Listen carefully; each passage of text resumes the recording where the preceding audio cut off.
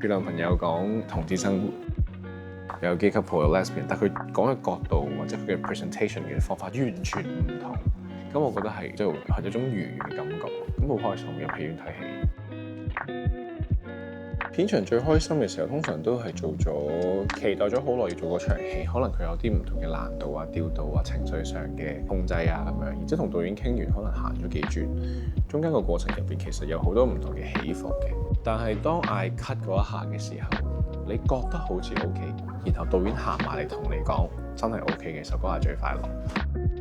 我啱啱去咗丹麥咯，申請咗放3個禮拜假。咁點解呢？就係我喺年頭嘅時候有一隊 band 叫 Miller MEW， 咁係我大學嘅時候有聽過佢哋嘅一隻碟，咁我好喜歡。佢喺個 Copenhagen 嘅 Royal Arena 度，咁嗰一下開心係有一種，我望住佢哋要解散，但係其實佢呢首歌陪咗我好耐，咁我可以親眼望到、聽到呢件事對我嚟講